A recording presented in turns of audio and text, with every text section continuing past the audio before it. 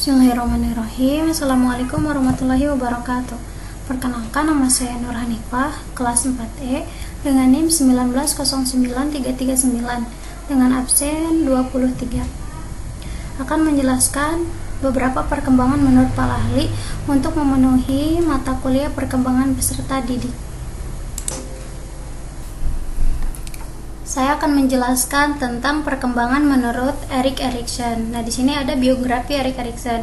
Nama Erik Erikson, tempat tanggal lahir Frankfurt, Jerman pada tanggal 15 Juli 1902. Erik Erikson pernah berpendidikan di Gymnasium pada usia 25. Erik Erikson pernah berkata bahwa orang-orang harus menemukan identitasnya dalam potensi-potensi masyarakat. Sedangkan perkembangannya harus selaras dengan syarat-syarat yang dicanangkan masyarakat atau mereka harus menanggung akibat-akibatnya. Reputasi Erikson hampir seluruhnya berasal dari uraian tentang perkembangan psikososial terpanjang masa kehidupan dari masa bayi sampai masa tua, terutama konsep-konsepnya tentang identitas dan krisis identitas. Erikson menjadi begitu tertarik pada pendidikan anak-anak.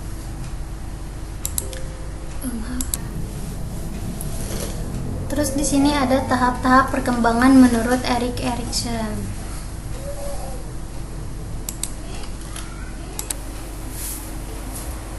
Ini ada pendahuluan menurut Erik Erikson. Erik Erikson adalah seorang psikolog Jerman yang terkenal dengan teori tentang 8 tahap perkembangan pada manusia. Sebenarnya Erikson adalah seorang psikolog Freudian, namun teorinya lebih tertuju pada masyarakat dan kebudayaan jika dibandingkan dengan para psikolog Freudian. Erikson menjadi terkenal karena upayanya dalam mengembangkan teori tentang tahap perkembangan manusia yang dirintis oleh Freud. Erikson menyatakan bahwa pertumbuhan manusia berjalan sesuai prinsip epigenetik yang menyatakan bahwa kepribadian manusia berjalan menurut 8 tahap. Perkembangnya manusia dari satu ke tahap berikutnya ditentukan oleh keberhasilan atau ketidakberhasilan dalam menentu tahap sebelumnya.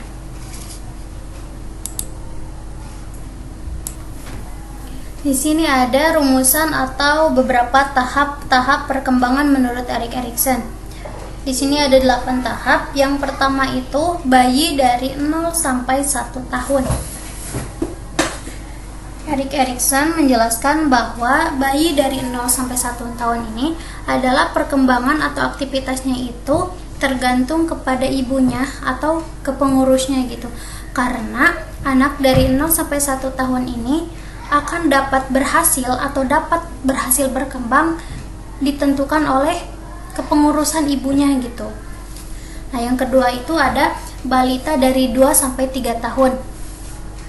Nah, dari balita dari 2 sampai 3 tahun ini adalah jika memang yang pengurusannya itu benar, ibunya mengurusnya benar, maka di usia 2 sampai 3 tahun ini anak-anak itu akan belajar berbicara, berjalan, dan bermain dengan teman-teman sebayanya gitu.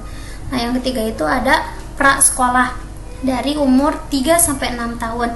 Nah, di prasekolah ini anak akan lebih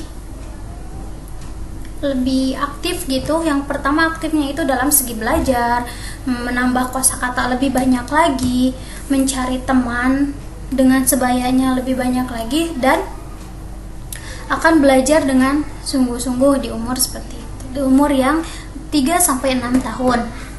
Nah, yang keempat itu ada usia sekolah. Nah, di usia sekolah itu dari umur 7 sampai 12 tahun. Nah, di umur 7-12 tahun ini anak-anak akan menambah banyak teman, akan lebih aktif lagi dalam belajar, dan menambah kosakata yang ia belum ketahui. Nah, yang kelima itu adalah remaja dari 12 sampai 18 tahun. Nah, di sini tuh biasanya udah menjelang SMP atau SMA. Nah, mungkin anak-anak di usia seperti itu akan menentukan ke sekolah mana yang dia inginkan, terus tuh jurusan apa yang dia inginkan, akan lebih memperbaiki dirinya tanpa arahan orang lain karena sudah masa ke fase remaja atau dewasa gitu. Nah, yang keenam itu ada pemuda usia 20-an. Nah, di pemuda usia 20-an itu mungkin sudah kuliah gitu ya, udah kuliah, sudah kerja dan akan memposisikan dirinya dan tidak butuh arahan orang lain lagi untuk dimana dan akan kemana dia menjadi lebih sukses. Nah, yang ketujuh itu ada separuh baya akhir 20-an hingga 50 tahun. Nah, di sini itu di umur 20 sampai 50 tahun tuh seseorang akan mempersibukkan dirinya misalkan dalam bekerja, dalam berpendidikan ataupun dan lainnya gitu. Yang kedelapan itu ada manula atau usia 50 dan seterusnya. Nah, di usia ini biasanya itu seseorang akan kembali dirinya kepada seperti bayi, yaitu yang pertama tuh ingin ada yang mengurus, makanannya harus disiapkan karena tubuh dan itunya sudah tidak kuat lagi gitu. Jadi apa-apa itu harus sudah disiapkan. Nah, itu perkembangan atau rumusan-rumusan menurut Erik Erikson.